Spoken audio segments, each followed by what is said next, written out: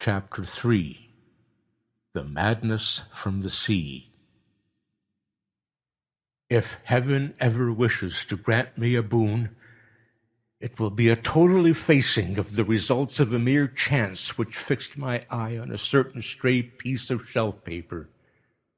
It was nothing on which I would naturally have stumbled in the course of my daily round, for it was an old number of an Australian journal, the Sydney Bulletin, for April 18th, 1925. It had escaped even the cutting bureau, which had at the time of its issuance been avidly collecting material for my uncle's research. I had largely given over my inquiries into what Professor Angell called the Cthulhu cult, and was visiting a learned friend in Paterson, New Jersey, the curator of a local museum and a mineralogist of note. Examining one day the reserve specimens roughly set on the storage shelves in a rear room of the museum, my eye was caught by an odd picture in one of the old papers spread beneath the stones. It was the Sydney Bulletin I have mentioned, for my friend had wide affiliations in all conceivable foreign parts, and the picture was a half-tone cut of a hideous stone image almost identical with that which Legras had found in the swamp. Eagerly clearing the sheet of its precious contents, I scanned the item in detail, and was disappointed to find it of only moderate length. What it suggested, however, was of portentous significance to my flagging quest, and I carefully tore it out for immediate action. It read as follows: Mystery derelict found at sea. Vigilant arrives with helpless armed New Zealand yacht in tow. One survivor and dead man found aboard. Tale of desperate battle and deaths at sea. Rescued seaman refuses particulars of strange experience. Odd idol found in his possession. Inquiry to follow. The Morris and Company's freighter Vigilant, bound from Valparaiso, arrived this morning at its wharf in Darling Harbour, having in tow the battled and disabled but heavily armed steam yacht Alert of Dunedin, New Zealand, which was sighted April 12th in south latitude 34 degrees 21 minutes, west longitude 152 degrees 17 minutes, with one living and one dead man aboard. The Vigilant left Valparaiso March 25th, and on April 2nd was driven considerably south of her course by exceptionally heavy storms and monster waves. On April 12th the derelict was sighted, and though apparently deserted, was found upon boarding to contain one survivor in a half-delirious condition, and one man who had evidently been dead for more than a week. The living man was clutching a horrible stone idol of unknown origin, about a foot in height, regarding whose nature authorities at Sydney University, the Royal Society, and the museum in College Street all profess complete bafflement, and which the survivor says he found in the cabin of the yacht in a small carved shrine of common pattern. This man, after recovering his senses, told an exceedingly strange story of piracy and slaughter. He is Gustav Johansen, a Norwegian of some intelligence, and had been second mate of the two-masted schooner Emma of Auckland, which sailed for Callao February 20th with a complement of 11 men. The Emma, he says, was delayed and thrown widely south of her course by the great storm of March 1st, and on March 22nd, in south latitude 49 degrees 51 minutes, west longitude 128 degrees 34 minutes, encountered the Alert, manned by a queer and evil-looking crew of Kanakas and half-castes. Being ordered peremptorily to turn back, Captain Collins refused, whereupon the strange crew began to fire savagely and without warning upon the schooner, with a peculiarly heavy battery of brass cannon forming part of the yacht's equipment. The Emma's men showed fight, says the survivor, and though the schooner began to sink from shots beneath the waterline, they managed to heave alongside their enemy and board her, grappling with the savage crew on the yacht's deck, and being forced to kill them all, the number being slightly superior because of their particularly abhorrent and desperate, though rather clumsy mode of fighting. 3 of the Emma's men, including Captain Collins and First Mate Green, were killed, and the remaining 8 under Second Mate Johansen proceeded to navigate the captured yacht, going ahead in their original direction to see if any reason for their ordering back had existed. The next day, it appears, they raised and landed on a small island, although none is known to exist in that part of the ocean, and 6 of the men somehow died ashore, though Johansen is queerly reticent about this part of the story and speaks only of their falling into a rock chasm. Later, it seems, he and one companion boarded the yacht and tried to manage her, but were beaten about by the storm of April 2nd. From that time till his rescue on the 12th, the man remembers little, and he does not even recall when William Brighton, his companion, died. Brighton's death reveals no apparent cause and was probably due to excitement or exposure. Cable advices from Dunedin report that the Alert was well known there as an island trader and bore an evil reputation along the waterfront. It was owned by a curious group of half-castes whose frequent meetings and night trips to the woods attracted no little curiosity, and it had set sail in great haste just after the storm and earth tremors of March 1st. Our Auckland correspondent gives the Emma and her crew an excellent reputation, and Johansen is described as a sober and worthy man.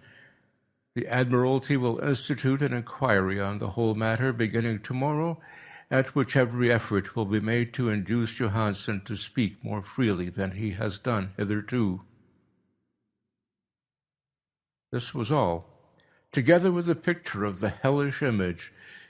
But what a train of ideas it started in my mind. Here were new treasuries of data on the Cthulhu cult, and evidence that it had strange interest at sea as well as on land. What motive prompted the hybrid crew to order back the Emma as they sailed about with their hideous idol? What was the unknown island on which 6 of the Emma's crew had died, and about which the mate Johansen was so secretive?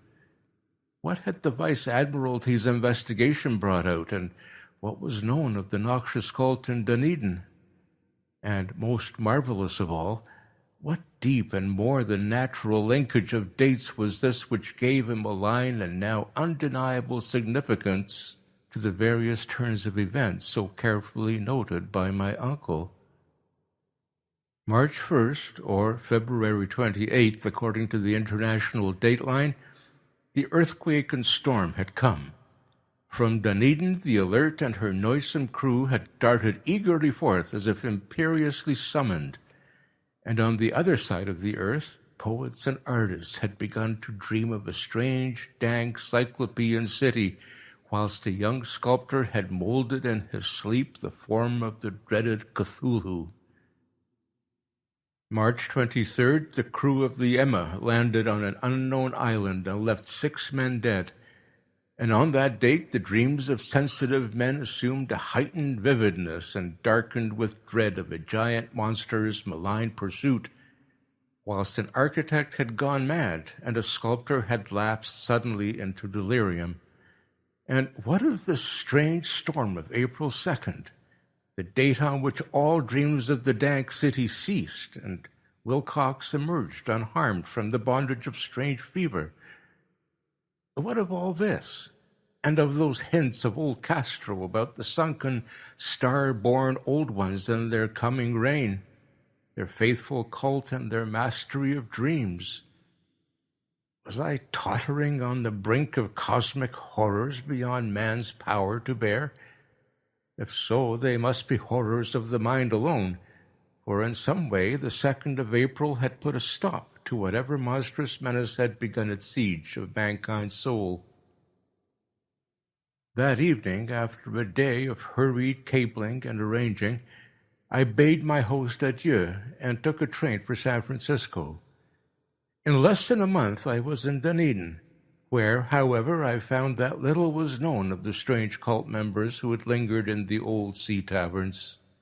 Waterfront scum was far too common for special mention, though there was vague talk about one inland trip those mongrels had made, during which faint drumming and red flame were noted on the distant hills. In Auckland, I learned that Johansen had returned with yellow hair turned white after a perfunctory and inconclusive questioning at Sydney, and had thereafter sold his cottage in West Street and sailed with his wife to his old home in Oslo. Of his stirring experience, he would tell his friends no more than he had told the Admiralty officials, and all they could do was to give me his Oslo address. After that, I went to Sydney and talked profitlessly with seamen and members of the Vice Admiralty Court. I saw the Alert, now sold and in commercial use, at Circular Quay in Sydney Cove, but gained nothing from its non-committal bulk. The crouching image, with its cuttlefish head, dragon body, scaly wings, and hieroglyph pedestal, was preserved in the museum at Hyde Park, and I studied it long and well, finding it a thing of balefully exquisite workmanship, and with the same utter mystery, terrible antiquity, and unearthly strangeness of material which I had noted in Legras's smaller specimen. Geologists, the curator told me, had found it a monstrous puzzle, for they vowed that the world held no rock like it. Then I thought with a shudder of what old Castro had told Legras about the old ones. They had come from the stars and had brought their images with them. Shaken with such a mental resolution as I had never before known, I now resolved to visit mate Johansen in Oslo. Sailing for London, I re-embarked at once for the Norwegian capital, and one autumn day landed at the trim wharves in the shadow of the Egeberg.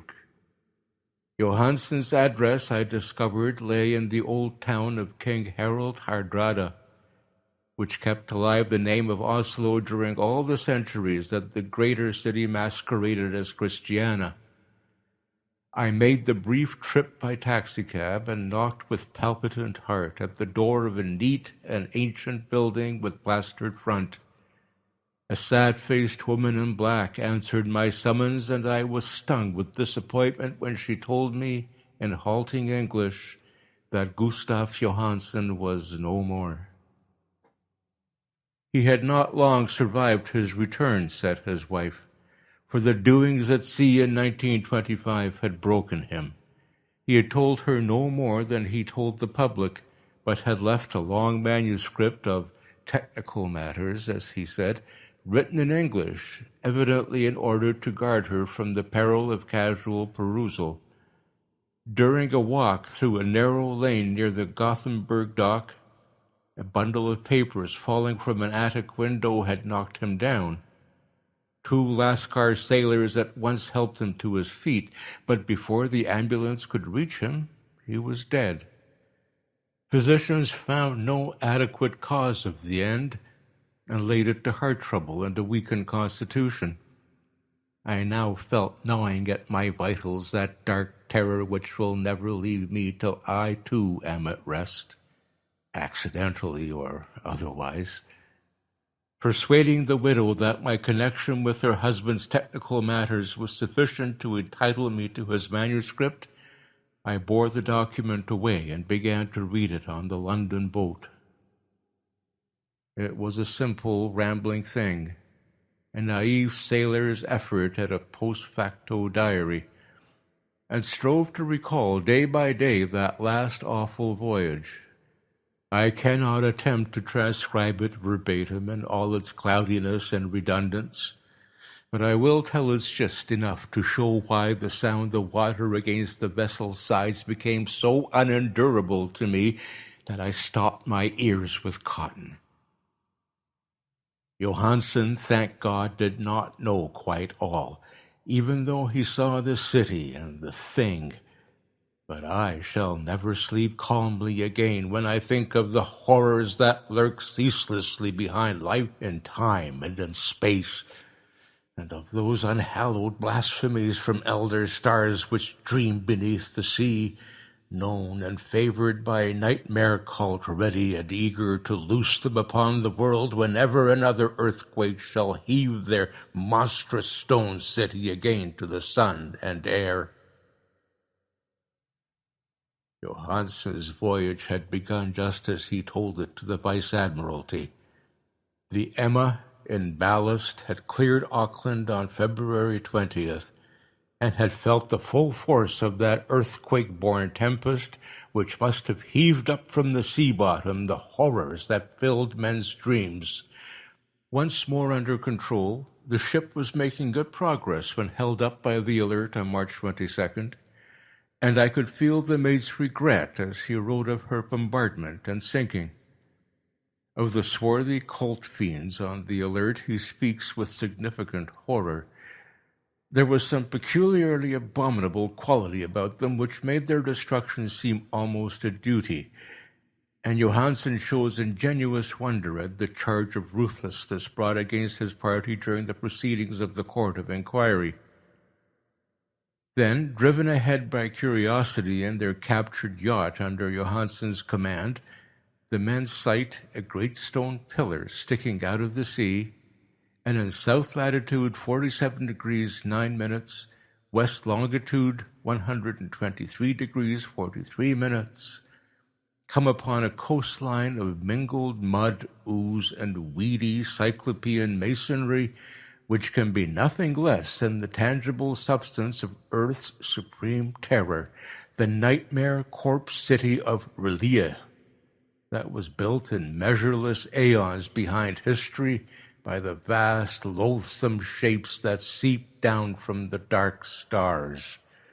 There lay great Cthulhu and his hordes, hidden in green, slimy vaults, and sending out at last, after cycles incalculable, the thoughts that spread fear to the dreams of the sensitive and called imperiously to the faithful to come on a pilgrimage of liberation and restoration. All this Johansen did not suspect, but God knows he soon saw enough. I suppose that only a single mountaintop, the hideous monolith-crowned citadel whereon great Cthulhu was buried, actually emerged from the waters. When I think of the extent of all that may be brooding down there, I almost wish to kill myself forthwith.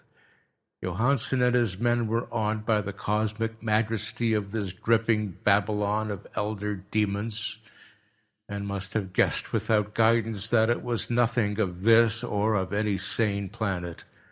Awe at the unbelievable size of the greenish stone blocks, at the dizzying height of the great carven monolith, and the stupefying identity of the colossal statues and bas-reliefs with the queer image found in the shrine on the Alert, is poignantly visible in every line of the mate's frightened description.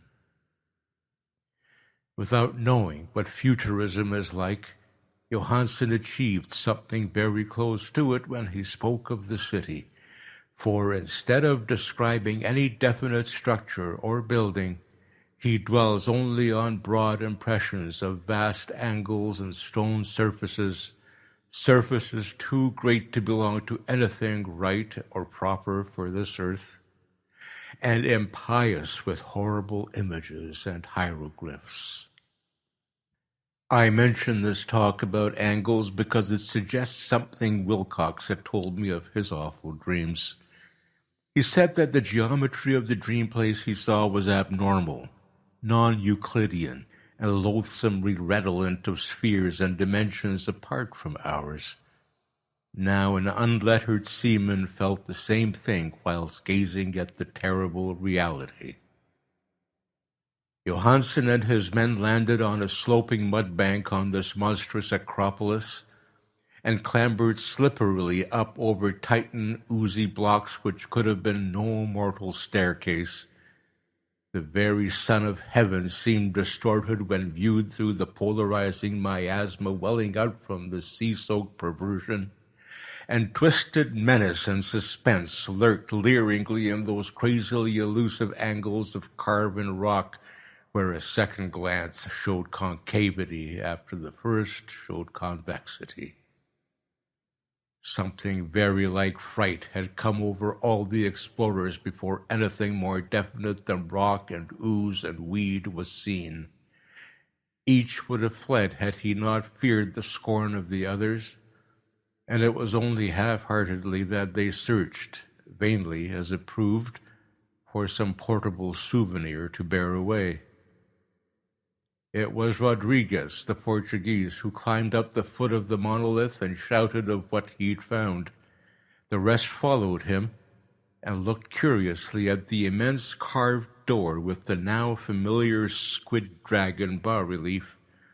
It was, Johansen said, like a great barn door, and they all felt that it was a door because of the ornate lintel, threshold, and jambs around it, although they could not decide whether it lay flat like a trapdoor or slantwise like an outside cellar door.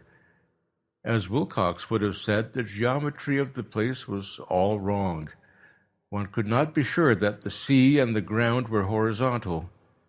Hence the relative position of everything else seemed phantasmally variable. Bryden pushed at the stone in several places without result.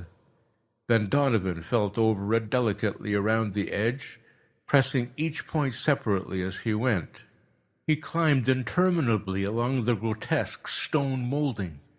That is, one would call it climbing if the thing was not, after all, horizontal. And the men wondered how any door in the universe could be so vast.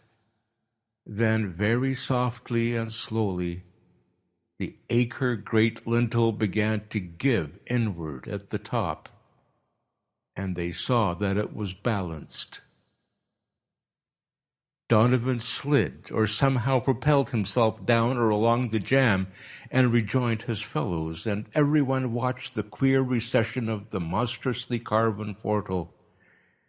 In this fantasy of prismatic distortion, it moved anomalously in a diagonal way so that all the rules of matter and perspective seemed upset.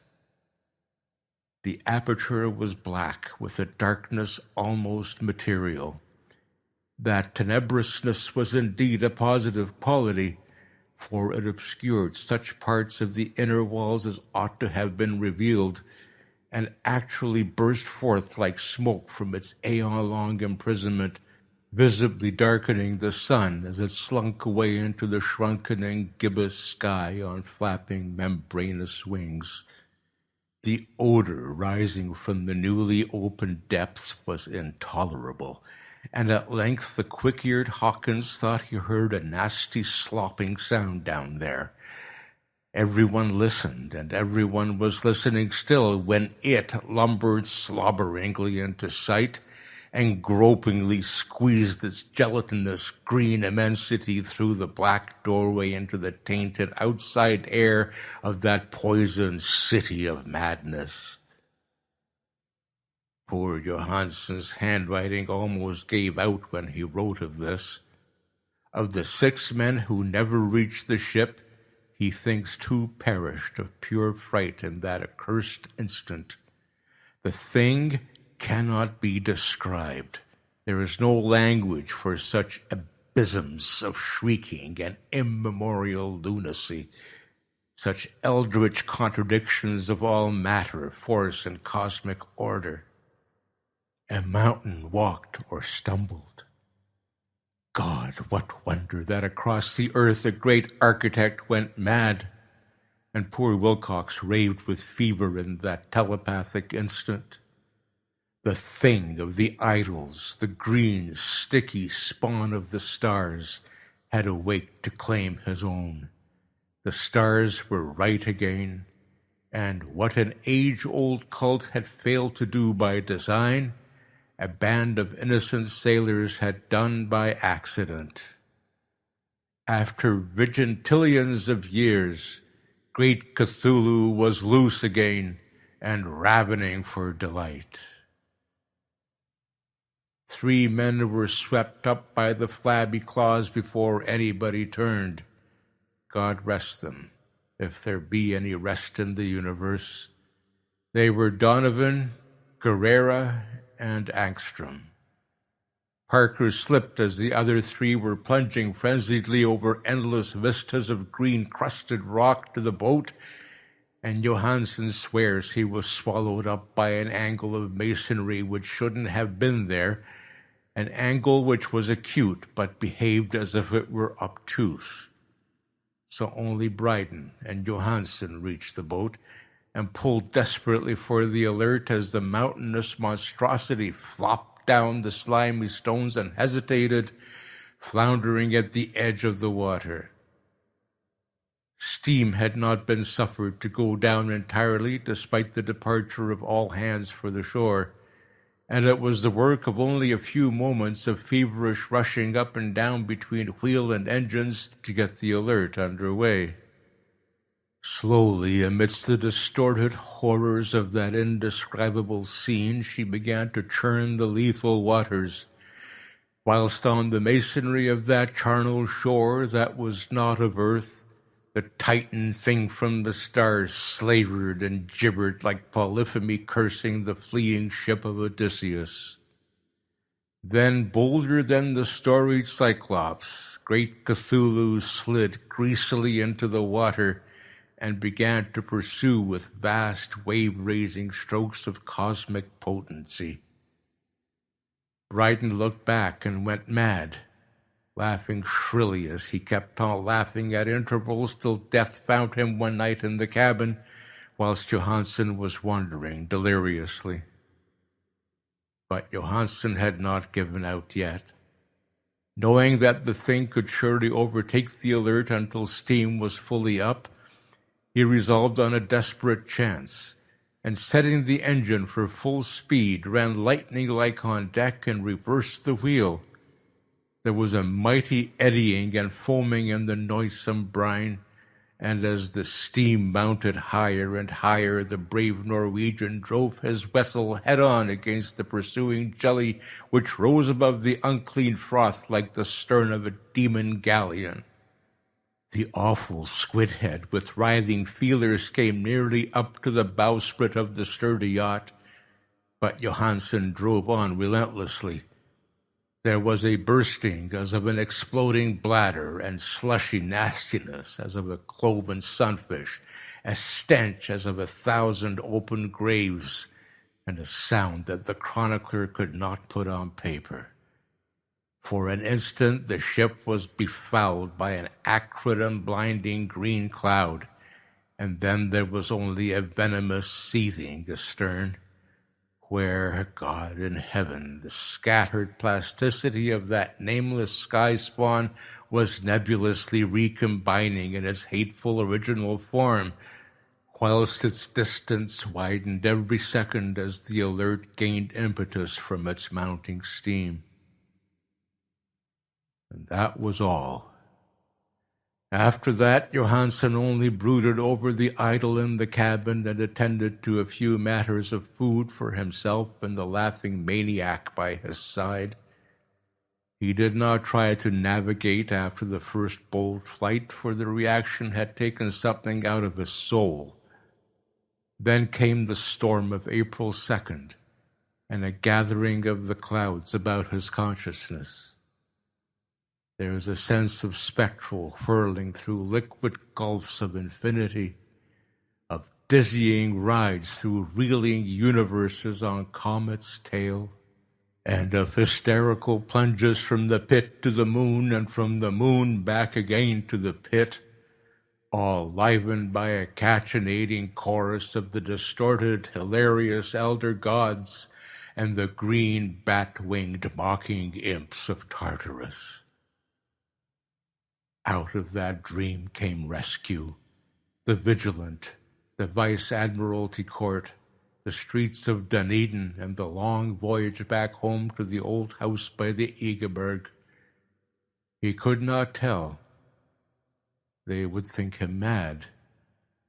He would write of what he knew before death came, but his wife must not guess. Death would be a boon if only it could blot out the memories.